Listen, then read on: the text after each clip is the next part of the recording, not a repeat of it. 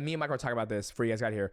This is the only sport in the world that I know of that you can have somebody hold your career back. Yep. Meaning that, like, hey, we have a healthy champion who has shown a little bit interest to fight you, not really a lot of interest to fight you, but you can't fight because you're like, I'm just trying to fight, but it's not happening, right?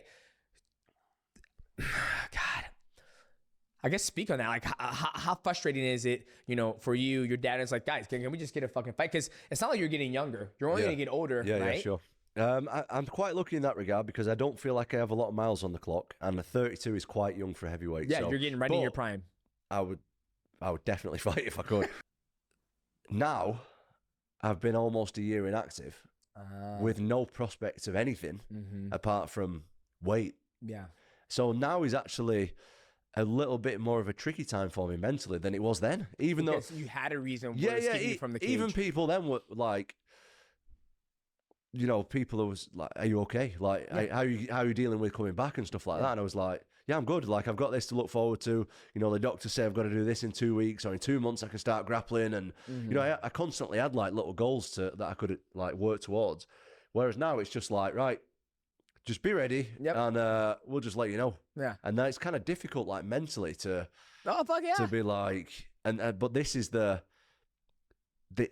fight against John Jones. Like, not the fight is another thing. Yeah. This is the tricky bit where I really have to stay switched on, stay motivated, and I'm trying my best. I'm trying. It's tough sometimes, especially. But you know what? Again, I'm really lucky with the team and stuff. Is that we're in a spot now where guys come to me when they've got a fight coming up. Yeah. So like they're in training camp because we have international guys coming as well. Yeah. We have like a couple of Croatian guys. We have a couple of guys coming from all different places. And they're coming to me when they're in training camp, and I'm like, look, if I ain't on the ball, they're gonna kick my ass. Yeah. So here's where they're walking the fighters out. At this point, nothing too crazy had happened. They've walked out 5 or 6 fighters. Things were looking. The fighters had fought each other, but nothing with us. So I was feeling a little chill. That's why I wasn't right up there. I was talking to John Jones' manager. As you can see, this fighter's talking to John Jones right now. Now he shakes the boss's hand. The guy, he seemed to be running everything. You can see here, he's talking to Jones for a while. It turned out, I think, John Jones has been out partying or hanging out with him the night before, riding bikes together. So they were already friendly. Obviously, I wasn't aware, but the main guy had brought this guy out in the season before. This guy had choked out Aljamain Sterling like an idiot. I didn't watch any of the show, so I didn't realize the fighters were trying to fight. I didn't know the fighters were fighting the fighters. I figured, it's Russia, it's possible. That's why I came out watching Nate, but I was a little too relaxed. So you're about to see he's going to come over to Nate and start talking crap.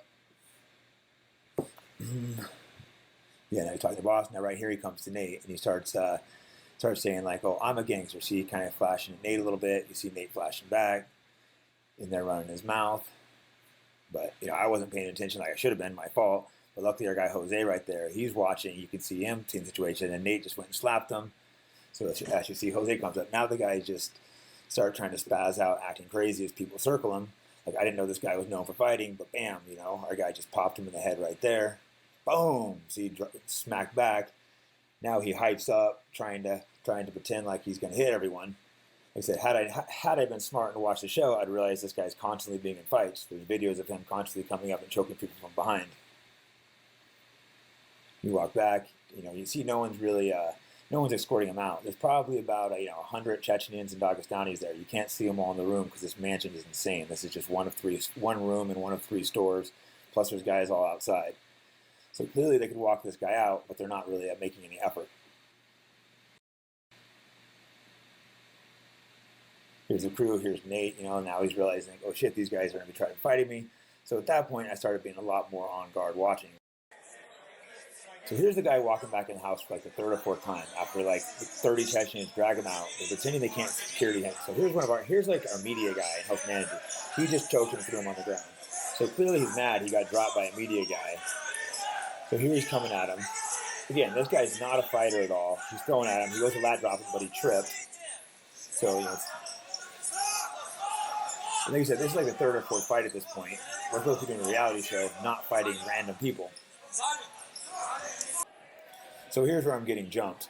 I'm getting jumped on the top side. All the fighters are down below on the chairs. They tried telling me that the fighter jumped me, but to me it was very clear that it was the staff and the workers. So that was one of those moments where I was like, okay, I better defuse the situation, because what you see there is just a small percentage of the guys that were there.